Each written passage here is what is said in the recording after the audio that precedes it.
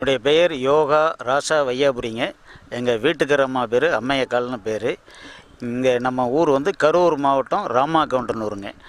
காந்தி கிராமத்தில் ஈபி காலையின்னு சொல்லி வடக்கு காந்தி கிராமம்னு சொல்லுவாங்க. இதில் ஒரு 10 ஏக்கர் நம்மளுக்கு விவசாயம் பண்ணிக்கிட்டு இருக்கிறோம். அப்பா காலத்தில் இதை காடாக விட்டாருங்க. இப்போ நான் வந்து இதில் கிணறு வெட்டி விவசாயம் பண்ணுறேன். 50 ஆண்டு காலமாக இதில் விவசாயம் பண்ணுறேன். இன்னொரு தோட்டம் அந்த பக்கம் இருக்குது, அதில் ஒரு 6 ஏக்கர் இருக்குது. அது அப்பா வந்து விவசாயமாக என்கிட்ட விட்டுருந்தார்.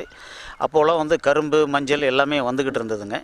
இப்போ வந்து நாங்கள் 50 ஆண்டுகளுக்கு முன்னாடி என்ன செஞ்சோம்னா 500 தென்னை மரம் வச்சோம். 2.5 வருஷம் நானாகவே 3க்கு 3 குழி வெட்டி ஒரு வண்டி கட்ட வண்டி மணல் போட்டு வச்சோம்.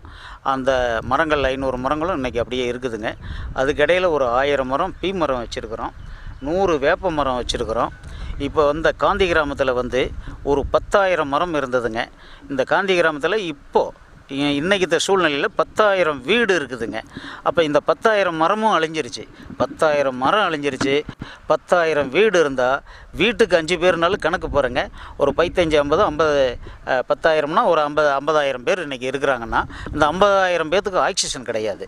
இந்த ஆக்சிஜன் வந்து நம்ம வச்சுருக்கிற 10 ஏக்கரில் இருக்கக்கூடிய மரங்கள் எல்லாமே இந்த 10,000 பேர்த்துக்கு ஆக்சிஜன் கிடைக்கும்னு சொல்லி ஒரு ஆய்வுரையாளரை கேட்டேன். அவர் சொன்னார், நம்ம விவசாயத்துறையை போய் அணுகினேன். அவங்க வந்து பார்த்துட்டு இந்த கண்ணெல்லாம் ஃப்ரீயாக கொடுத்து நட்டு கொடுத்தாங்க. இது வந்து ஒரு 6-7 வருஷத்துக்கு பிறகு வெட்டலாம், மறுபடியும் அதை திருப்பி விட்டாலும் வரும், தண்ணியே நீங்கள் பாய்க்கலினாலும் வரும் அப்படின்னு சொல்லியிருக்கிறாங்க. அதுக்காக தான் இதை வச்சுருக்கிறேன். இப்போ வச்சுருக்கிற நோக்கமே ஆக்சிஜன் மக்களுக்கு கிடைக்கணும். அதே மாதிரி இந்த தென்னை மரம் வந்து பூச்சி மருந்து அடிக்கிறதோ உரம் போடுறதோ எதுவுமே நான் செய்கிறதில்ல. இந்த தேங்காயிலிருந்து எடுக்கக்கூடிய எண்ணெய் குழம்புக்கு அருமையாக இருக்கும், சமையலுக்கு அருமையாக இருக்கும். பக்கத்தில் இருக்கிறவங்களாம் வந்து இந்த தேங்காயை வந்து விரும்பி வாங்கிட்டு போகிறாங்க. இப்படி மக்கள் எல்லோருமே விவசாயம் பண்ணணும். இப்போ ஒரு 30 ஆண்டுகளுக்கு முன்னாடி டிராக்டர் வாங்கினேன்.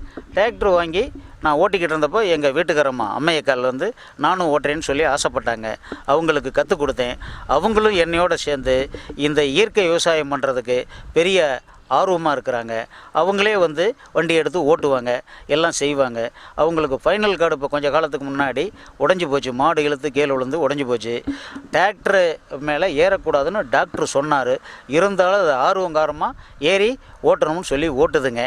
இந்த விவசாயம் பண்ணுறதில்ல எனக்கு வீட்டுக்காரம்மா வந்து ரொம்ப உதவியாக இருக்குது. வந்து இறைவன் கொடுத்த வரம். அம்மையக்காலை வந்து எனக்கு மனைவியாக கொடுத்தது இறைவன் கொடுத்த வரம். இப்படி மக்கள் எல்லோருமே இயற்கை விவசாயம் பண்ணணும் நாங்கள் 2 பேருமே ஆசைப்படுறோம். வீட்டுக்கு ஒரு மரமாவது வளர்த்தணும்னு ஆசைப்படுறோம். கல்யாணம் அல்லது வந்து பிறந்தநாள் விழாவுக்கு அந்த பிறந்தநாள் விழா அன்னைக்கு அந்த பையன் கையில் ஒரு மரமாவது கொடுத்து நடணும்னு நாங்கள் ஆசைப்படுறோம்.